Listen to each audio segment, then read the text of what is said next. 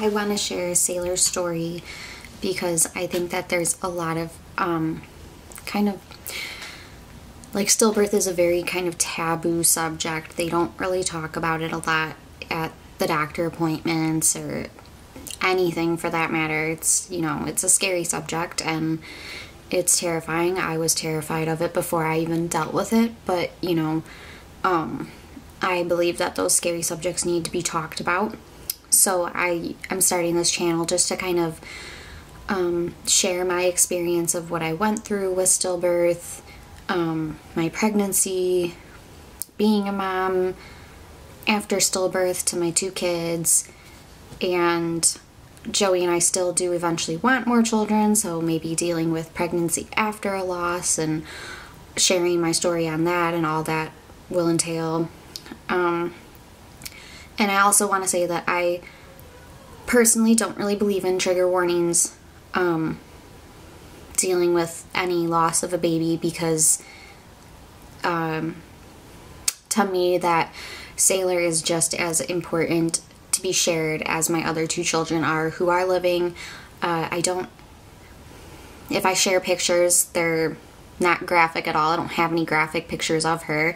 They're pictures of a dead baby, but they're all I have. So yes, she's dead in them, but there's, you know, besides my ultrasound pictures, I don't have anything else to show for her, and she, to me, is beautiful and deserves to be seen. So if I ever share, it'll just be that. And, you know, I also kind of don't believe in trigger warnings because I didn't get a warning about what was all about to happen to me, so it's just my life. But yeah, so I kind of wanted to go through and explain, you know, I'll probably do another video of like my pregnancy with her. I did have some complications in that, but I want to share when I found out, and then my labor and delivery with her, and then I'll probably do another video of postpartum. So I had Saylor on September 15th, 2021. It was a Wednesday. And it was also the same day that I found out that she no longer had a heartbeat. So kind of going back to September 1st, my dad went into the hospital and he tested positive for COVID. And then on Friday the 3rd, my mom and my daughter Winter tested positive for COVID, and then on Saturday the 4th, me and my son Miles tested positive for COVID, and then my husband Joey never tested positive. He got tested every time we went in, just not, he got by it somehow, but, so he was off work taking care of us and everything. Our symptoms were not terrible that any of us were hospitalized, but, you know, they were pretty rough. We were all pretty much all in bed most of the time doing nothing. Well, Winter and Miles, like they weren't affected that bad. They actually, the worst that they got was like fevers that kind of hung around for a few days and then went away, but they were just kind of still pretty much themselves. Like they still ate normal, ran around, played, just only with a fever. But I had gone into the hospital on September 11th. It was a Saturday. I went in that morning because Joey said that I was like having trouble breathing all night, and yeah, so the Friday before that actually I started feeling the best I had felt in like the almost 2 weeks, but then it all of a sudden like took a turn for the worse that evening, and I started having trouble breathing. I was up kind of all night struggling, and so he kind of urged me to go to the ER, so I did that. I went in there, and because I was COVID positive, I had to be all alone. They did an EKG on me. They took an x-ray of my lungs to see if I had a blood clot in it, and I didn't. My oxygen levels were okay. They had a nurse come down from labor and delivery, and she did the non-stress test, which they put the bands around you and check for the baby's heartbeat and if you're having contractions. Everything was good. I should have, oh gosh, there's fuzzies. sometimes I kind of think back and wish that I had urged for an ultrasound. I don't think it would have changed anything, but I guess it's just kind of my one of my many what ifs. But yeah, they didn't do an ultrasound that day just because like her heart rate was a little faster, but it was like mine was too, and I guess that was because of my fever. They gave me Tylenol, and pretty much after like a few hours gave me some fluids, sent me on my way home. And I got sick that night after finally eating. But yeah, kind of just the same old, same old. I was just had a fever on and off, and all I could take was Tylenol because being pregnant. So I finally called my OB doctor the next day and explained to her that I was having trouble keeping food down, and that I kind of had some pains on my lower stomach. And that, you know, my fever was still there, and she kind of just brushed me off and said, yep, that's COVID, and told me that only to like call back or go back to the hospital if I couldn't keep liquid down for more than 24 hours, which I wasn't having a problem with that. So that was pretty much all our conversation. And so I did nothing other than kept taking Tylenol with the fever, and over the next few days I still was feeling pretty sick with COVID, but nothing got majorly worse. Nothing got like that much better either. It was just kind of the same. And then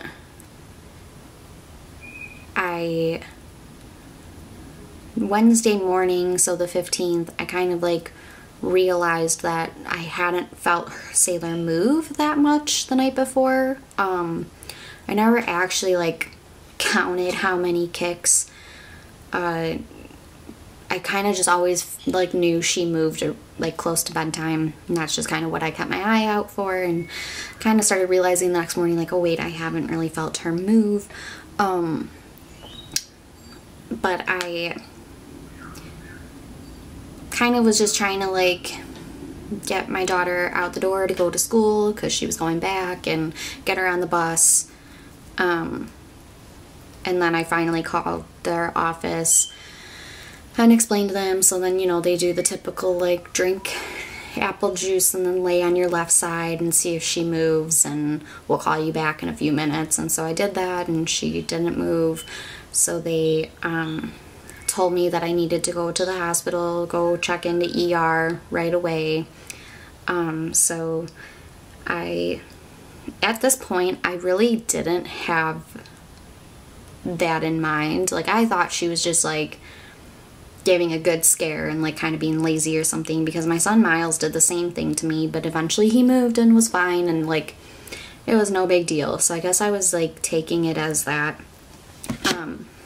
But that wasn't the case. But so I went into the ER, and they had checked me in there, and then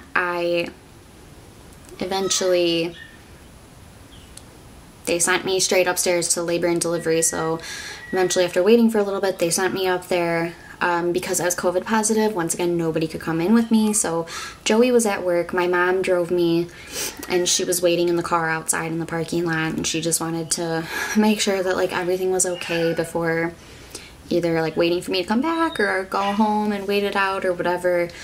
I had brought my hospital bag because I guess like everything went through my head besides stillbirth. Like, I thought, okay, like maybe I'll go home, or maybe I'm gonna, you know, I was only 32 weeks and 3 days, and I thought maybe I'm gonna deliver her and then she's gonna have time in the NICU, or, you know, kind of all these other thoughts. But stillbirth never crossed my mind, which I feel as though I was more blindsided by it, even though not that you can prepare for it or do anything if you, I don't know, got a warning. But so I went up to labor and delivery, and they told me only to undress my top and put a gown on. They're like, no, you don't have to take your bottoms off. Like, they didn't think I was like staying either. Like, they were just going to do the non-stress test. And so I did that.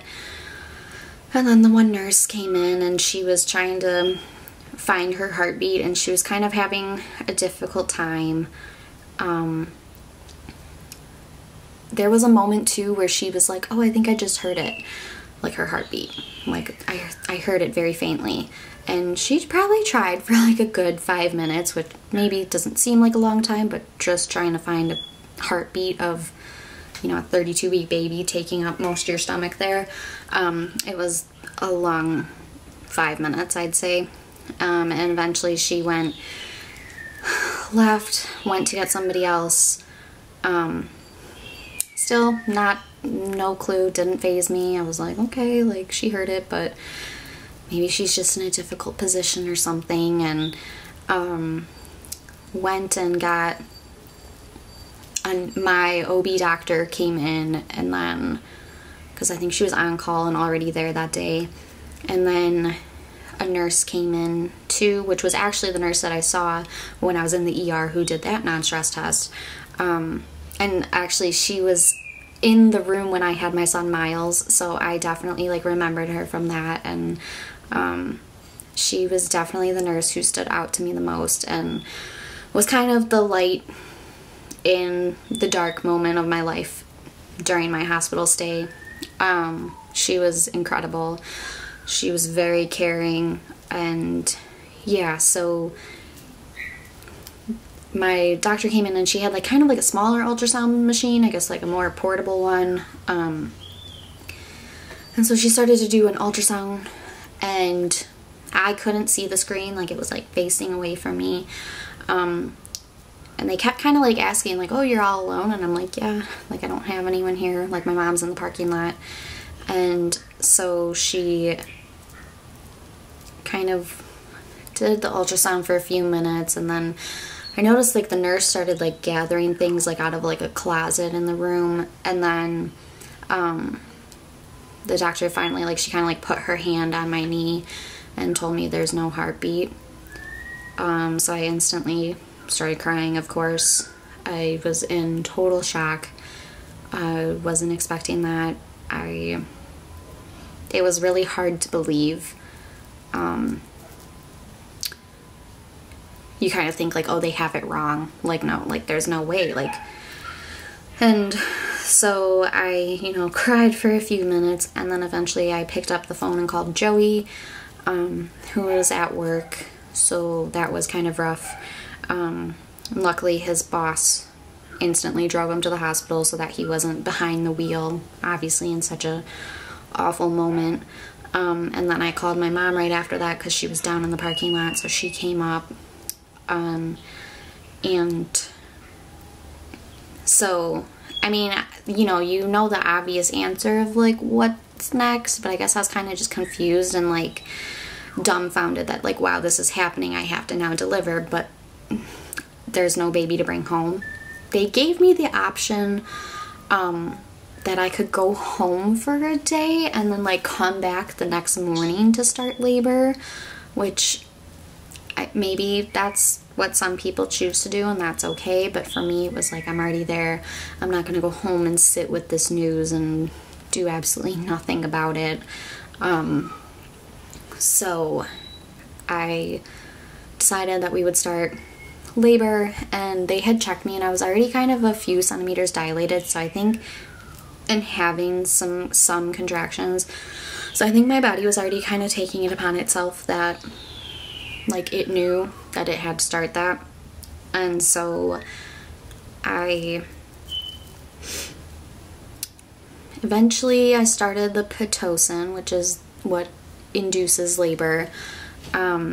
They had explained to me that, you know, because I was like, they said something like C-section wasn't an option, which I've never had a C-section, but now that I'm obviously postpartum, I'm glad that that didn't happen, because I think that the recovery is much harder. But in the moment I was kind of upset just because I just wanted it like done. And so not having that option, I, you know, decided, okay, but like I don't want to feel anything. And my doctor assured me like that's totally okay, because usually they don't like to give pain meds because, you know, it stresses the baby out, and like but obviously the baby doesn't matter so much in this situation, that I could have any pain management I wanted, not feel the thing. So I was like, great, thank you. They started the Pitocin, and I don't think they ever actually upped it to make it more intense. I think that my body just was kind of starting that route anyway, so it kind of just got me where it needed to be. Eventually they had the anesthesiologist come up to do the epidural, and they got me all ready. I was like sitting on the edge of the bed, you know, holding the pillow, and the nurse was standing there with me, and they actually let my mom and Joey stay in the room, which was kind of odd because my other 2 births, Joey had to leave the room both times for the epidural. But yeah, so they both were there, and so I was kind of facing them and the door, and you know, the anesthesiologist was like getting it all set, like going, like getting the needle in my back and everything, and like starting it, and then my doctor and a nurse like busted into the door and were like, nope, she can't have it, stop. Something to do with like my blood levels, like the platelet count was too low, so I could not have the epidural. So he had to stop what he was doing. I did get some sort of like numbing relief from whatever he had started, which lasted I think only about 2 hours or so, but so I didn't get to have the epidural. And then they realized that I needed a blood transfusion, so they told me that there was like another pain med that I could have, which I don't even remember the name of it, but like they couldn't give it to me until after the blood transfusion. So I had to go through the blood transfusion, and it was like 4 bags of blood that had to drip in, so that took a while. My pain started getting much worse. The contractions were getting unbearable. They finally eventually finished the blood transfusion and then gave me the pain med finally, which did absolutely nothing. It was supposed to help take the edge off, but it didn't do anything. And I like started like feeling like pressure because like I hadn't dilated like that much, but then toward the end I dilated super quick, and you know, I was complaining about pressure and just crying and pain, and so they finally came in and it was time to deliver her. Because not having the epidural, I was doubting myself a lot, dealing with the pain and kind of screaming and crying. So when I delivered her, it was 11:22 p.m. and I had found out around 2 p.m. that day, so like from 2 to 11, almost 30 is how long that whole process was. And so yeah, so I delivered her, and it was extremely sad because you expect a baby to come out crying, and it was just silent. And yeah, so then we all held her, and I don't want to like talk so poorly about my doctor, but her and I did not have the best relationship. To me, she did not seem like the most caring person in the world. She was quite cold. You know, she kind of left, like, wrapped things up and left, and so that was kind of that. She never came back to check on me. She actually didn't reach out to me until a week after I had her, but I'll go over that in another video. So I will say that like one of the nicest things about the hospital was after I delivered her, kind of all our like COVID rules went out the window, and they allowed anybody to come visit me and kind of at any time. Like Joey's 2 brothers and mom came at like 2, 3 in the morning to meet Saylor, and well, my mom was there for her birth, and then because my dad was at home watching Winter Miles, he eventually came and met Saylor Friday morning. Sorry if you can hear my bird screaming in the background. But yeah, so you know, I mean, eventually got like a few hours of sleep that night, but not much. What they had done, because the baby is dead, it was like a cooling little mat that they put under like the the little like crib bassinet thing that they keep them in. Oh my God, this bird. They put the mat under so it's like very cold and keeps the baby cold, which was like one of the saddest things, was like holding her and kissing her and like she's so cold to the touch. But it helps her keep her around longer a little bit, and that you get to spend time. So we started discussing kind of funeral arrangements and stuff the next day, which we decided, we both kind of agreed upon that we didn't want to actually have like a wake or funeral. We agreed we wanted her cremated, and for now we don't have her buried anywhere. We kind of couldn't decide. There was a lot of tough decisions to make that normally you don't make in a labor and delivery room. Normally you're not talking about funeral homes and cremation and all that. So we made as many decisions as we wanted to at that moment, which, like I said, we decided to keep her in an urn for now. We figured out what funeral home we wanted to use to have her cremated at.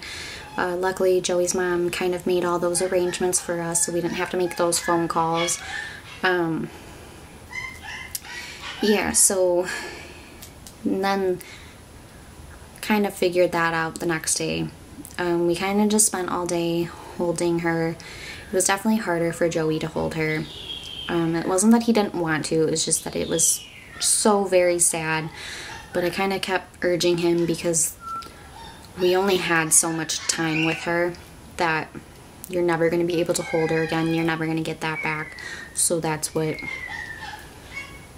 you know, I kept in the back of my head. So I spent most of the time holding her. And I ended up needing more blood the next day too, and they kept checking my platelet levels to make sure that it was okay. So I still wasn't clear to go home. They had kind of, basically they didn't give a time limit on how long Saylor had to stay or go or any of that. We were they were leaving it very open. That Thursday, a nurse came in and took lots of pictures for us, and then, so that was kind of like that day was just kind of spending time with her, still trying to wrap our head around what just happened and that we would not be leaving the hospital with the baby. And that evening, I FaceTimed Winter and Miles because I wanted them to like meet their baby sister. And you know, my dad had to explain everything to Winter, and children are very blunt, so you kind of need to keep things in just like you want to tiptoe around it and use like nice words and everything, but like she knows the baby died in mommy's tummy, and that's how she explains it, and that's what it is. You know, there's no need to tiptoe around it. That's what happened. Miles is, you know, only being 2.5.